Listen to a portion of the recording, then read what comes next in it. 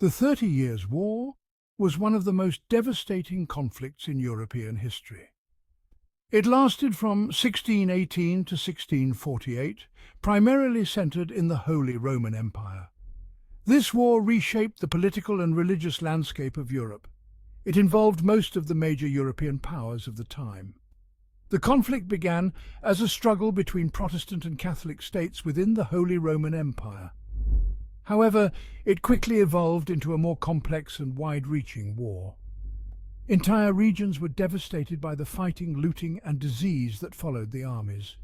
The population of the Holy Roman Empire was reduced by up to 20% in some areas. The war also saw significant developments in military technology and tactics. The 30 Years' War is often seen as a turning point in European history. The war's conclusion with the Peace of Westphalia in 1648 established principles of state sovereignty that still influence international relations today. In the following sections, we will explore the causes, major events, and lasting impacts of this pivotal war. The 30 Years' War had its roots in the complex religious and political landscape of early 17th century Europe. The primary cause was the ongoing tension between Protestants and Catholics following the Protestant Reformation. The Peace of Augsburg in 1555 had attempted to resolve these issues. It allowed German princes to choose either Lutheranism or Catholicism for their territories. The Holy Roman Empire, a fragmented entity of over 1,000 semi-autonomous states, was struggling with issues of centralization and authority. The Habsburg dynasty, which held the position of Holy Roman Emperor, sought to increase its power over these states. This clashed with the desires of many princes for greater autonomy.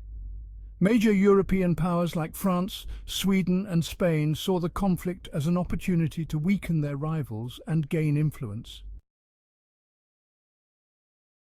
The 30 Years' War officially began with the Bohemian Revolt in 1618. Bohemia, part of the Habsburg lands, had a significant Protestant population. Tensions had been rising due to perceived threats to Protestant rights. The spark came when Protestant nobles in Prague, angered by the actions of Catholic officials, threw two imperial regents out of a castle window. This event, known as the Defenestration of Prague, marked the beginning of open rebellion against Habsburg rule. The Bohemian rebels, seeking to protect their religious freedoms, deposed the Catholic King Ferdinand, later Emperor Ferdinand II, and elected Frederick V of the Palatinate as their new king. Frederick, a Protestant, accepted the crown, a move that escalated the conflict beyond Bohemia's borders. This action drew in other powers, as Frederick was the head of the Protestant Union, an alliance of Protestant princes within the Holy Roman Empire. The Catholic League, led by Maximilian I of Bavaria, came to Ferdinand's aid. The stage was set for a larger conflict between Catholic and Protestant forces. As the initial Bohemian phase of the war wound down, a new chapter began with the intervention of Denmark in 1625. Christian IV, King of Denmark and Norway, decided to enter the war on the Protestant side. He had several motivations for this decision. As Duke of Holstein, he was also a prince of the Holy Roman Empire and was concerned about the growing power of the Catholic Habsburg dynasty. Additionally, he saw an opportunity to expand Danish influence in northern Germany. Christian IV's intervention brought the war to northern Germany. He led an army into the empire, hoping to rally Protestant forces against the Catholic League and imperial armies. However, his campaign faced significant challenges from the start. In 1626, the Catholic League army, led by Albrecht von Wallenstein, defeated Christian IV at the Battle of Dessau Bridge. These losses forced Christian IV to retreat back to Denmark, effectively ending the Danish phase of the war. Section 5. Sweden enters the fray, Gustavus Adolphus and the Protestant cause. The entry of Sweden into the 30 Years' War in 1630 marked a significant turning point in the conflict. King Gustavus Adolphus of Sweden, known as the Lion of the North, led this intervention. He was motivated by both religious and political factors. As a staunch Protestant, he wanted to support his fellow Protestants in Germany. Politically, he saw an opportunity to challenge Habsburg dominance in northern Europe and expand Swedish influence in the Baltic region. Gustavus Adolphus landed in Germany with a well-trained and equipped army. He brought with him innovative military tactics and technology. The Swedish army was more mobile and had superior firepower compared to their opponents. In 1631, Gustavus Adolphus won a decisive victory at the Battle of Breitenfeld against the Catholic League forces led by Count Tilly. This victory established Sweden as a major power in the conflict and reinvigorated the Protestant cause. However, in November 1632, at the Battle of Lutzen, Gustavus Adolphus was killed while leading a cavalry charge. Section 6. France's involvement, from Catholic ally to Swedish supporter. France's role in the 30 Years' War was complex and evolving. Initially as a Catholic power, France supported the Habsburg Emperor against the Protestants. However, under the leadership of Cardinal Richelieu, France's policy shifted dramatically.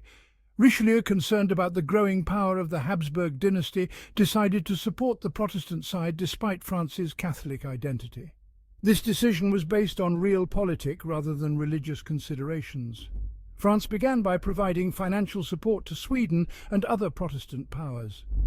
In 1635, France took a more direct role by declaring war on Spain, a major Habsburg ally.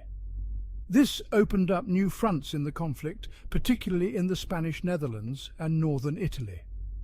The French intervention prevented the Habsburg forces from concentrating their efforts against the Protestants in Germany.